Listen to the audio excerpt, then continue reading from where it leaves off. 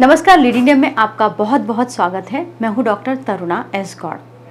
इमरोज़ आलम जी ने एक सवाल किया है। उन्होंने कहा है, हाल ही में एक चर्चित गिरफ्तारी हुई है एक यूट्यूबर की। आप सब भी शायद उन्हें कहीं ना कहीं जानते होंगे, मनीष कश्यप। इसी से संबंधित उन्होंने सवाल किया है। इमरोज़ जी ने कहा है कि आखिर न्यूज़ चैनल और लोग मनीष कश्यप को जर्नलिस्ट क्यों नहीं कह रहे हैं, उन्हें यूट्यूबर क्यों कह रहे हैं। साथ ही उन्होंने पूछा है कि मनीष कश्यप का एक चैनल है जिसका नाम उन्होंने बताया सच तक मीडिया प्राइवेट लिमिटेड है। उनके पास सिन नंबर भी है और मिनिस्ट्री ऑफ कॉरपोरेट अफेयर्स यानी MCA से भी उन्होंने रजिस्ट्रेशन लिया हुआ है। तब उनको जर्नलिस्ट क्यों नहीं कहा जा रहा, यूट्यूबर क्यों कहा जा रहा है। तो इसके बारे में मैं आपको बेसिक जो डिफरेंस है वो इसी सवाल के बहाने क्लियर कर देती हूँ कि जब यहाँ अभी भारत में जो मीडिया है वो पारंपरिक तौर पर दो तरीके से मीडिया है। रजिस्टर्ड मीडिया जिसको माना जाता है, जैसे RNI से प्रिंट मीडिया होता है, और इलेक्ट्रॉनिक मीडिया MIB से होता है, ministry of information and broadcasting. बाकी जो जितने भी लोग YouTube के माध्यम से पत्रकारिता कर रहे हैं उन्हें डिजिटल प्लेटफॉर्म कहा जाता है और उनको न्यूज़ देने का काम तो करने दिया जाता है, लेकिन उन्हें पत्रकार नहीं माना जाता। इसीलिए मनीष कश्यप को बार बार FIR में भी और समाचारों में भी यूट्यूबर ही कहा जा रहा है। अभी वो एक भारत के नागरिक होने के नाते इस तरह से काम कर सकते हैं, डिजिटल प्लेटफॉर्म पर न्यूज़ देने का काम कर सकते हैं, जो कि हमारे संविधान ने आर्टिकल 19(1) क के तहत यानी कि आर्टिकल 19(1)(a) के अंदर दिया है कि कोई भी व्यक्ति अपनी बात को किसी भी माध्यम से कहने सुनने के लिए आज़ाद है।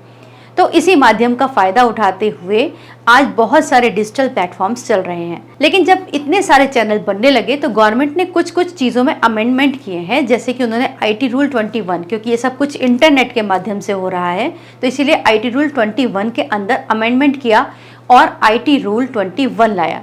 ध्यान देने वाली बात यह है कि ये एक्ट नहीं है, लॉ नहीं है, ये एक रूल है, यानी कि केवल नियम है जिसके तहत जितने भी डिजिटल प्लेटफॉर्म्स हैं जो कि समाचार देने का काम कर रहे हैं वो इसके अंदर अपने बारे में इंफॉर्मेशन गवर्नमेंट को देते हैं, लेकिन उनको रजिस्टर्ड मीडिया नहीं माना जाता। अतः इसीलिए इसमें काम करने वाले लोगों को भी पत्रकार नहीं माना जाता। पत्रकार बनने के लिए एक निश्चित क्राइटेरिया है। पत्रकार संस्थागत और फ्रीलांस यानी स्वतंत्र पत्रकार। जो संस्थागत पत्रकार हैं यानी कि वो किसी ऑर्गेनाइजेशन में काम करते हैं, सैलरी लेते हैं, या फिर उनके पास उस ऑर्गेनाइजेशन का कुछ टर्म्स कंडीशंस के साथ प्रेस आई कार्ड होता है, तो वो इस तरह से पत्रकार माने जाते हैं। उनको लोग परेशान नहीं करते, उन्हें यूट्यूबर नहीं कहते, उन्हें पत्रकार कहते हैं। अब रही बात मनीष कश्यप की कि उन्हें यूट्यूबर क्यों कह रहे हैं, क्योंकि उनके पास चाहे सिन नंबर हो, टिन नंबर हो, या फिर कंपनी रजिस्ट्रेशन का कोई भी सर्टिफिकेट हो, लेकिन वो मीडिया नहीं है, वो कंपनी ही है। तो जितने भी लोग न्यूज़ देने के लिए इंटरनेट का सहारा ले रहे हैं, यानी कि वो या तो यूट्यूब पर हैं या फिर वेबसाइट पर हैं, तो उनको कंपनी माना जाता है और कंपनी के होने के नाते वो खबरों को देने का काम कर सकते हैं, लेकिन वो प्रेस आई कार्ड इशू नहीं कर सकते, वो जर्नलिस्ट नहीं कहला सकते। ये एक बाध्यता है। यही वजह है कि मनीष कश्यप को यूट्यूबर कहा जा रहा है, क्योंकि उनके पास केवल यूट्यूब ही था। यूट्यूब भी एक नहीं था, उनके पास 15 से 16 यूट्यूब चैनल थे। सब्सक्राइबर्स खूब कमाए, लेकिन उनसे थोड़ी सी भूल हो गई, कुछ गलतियां उन्होंने कर दी, जिसका कि उन्हें अब ये परिणाम देखने को मिल रहा है। जैसे इस पूरे वाकये से जितने भी लोग डिजिटल माध्यम से पत्रकारिता कर रहे हैं उन्हें कुछ सीखने की ज़रूरत है। जैसे कि उन्हें ये ध्यान रखना चाहिए कि अति हर चीज़ की बुरी होती है। पिछले वीडियोस में भी बात हुई थी, बहुत सारे लोग समझ गए थे जब हम इस विषय पर बात कर रहे थे कि क्या दबंगई करना पत्रकारिता है, क्या किसी अफसर के सामने जाके चिल्लाना पत्रकारिता है। तो ये वाकई में पत्रकारिता नहीं है।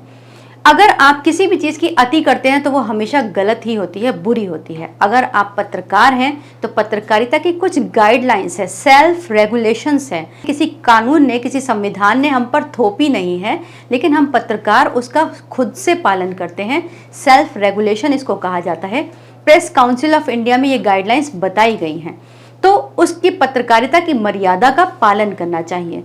कहीं जाके बखेड़ा खड़ा करना, शोर मचाना पत्रकार का काम नहीं है। न्याय के लिए लड़ना पत्रकार का काम है और उसके लिए उसे कितना भी तेज बोलना पड़े वो जायज़ है, लेकिन किसी बगैर बात के सवालों को जोर से उठाना, अगर सवालों में दम नहीं है तो चिल्लाने की ज़रूरत पड़ेगी, सवालों में दम है तो चिल्लाने की ज़रूरत नहीं है। तो मर्यादा और अपने कायदों में रहकर ही जर्नलिज्म करनी चाहिए। पहली सीख तो ये है। दूसरी सीख ये है कि कहीं ना कहीं आपको ये देखना होगा कि केवल और केवल डिजिटल प्लेटफॉर्म पर काम कर रहे हैं तो कहीं ना कहीं खतरा बना ही रहता है रजिस्टर्ड मीडिया नहीं होने के नाते।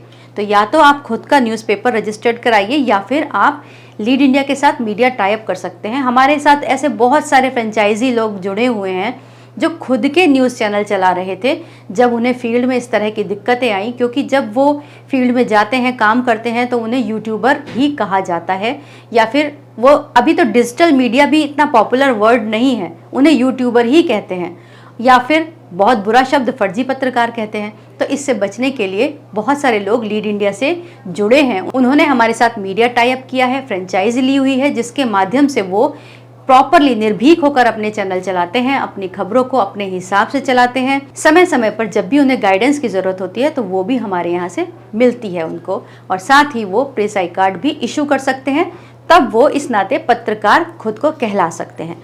तो उम्मीद करते हैं कि आपको इस पूरी घटनाक्रम से समझने का एक मौका मिला होगा और आपके सामने ये स्थिति भी स्पष्ट हुई होगी कि क्यों उन्हें यूट्यूबर कहा जा रहा है। उम्मीद करते हैं ये वीडियो आपके लिए यूजफुल होगा। अगर आपको ये अच्छा लगे तो इसे लाइक कीजिएगा, शेयर कीजिएगा और सब्सक्राइब भी कीजिएगा। वीडियो देखने के लिए बहुत बहुत धन्यवाद।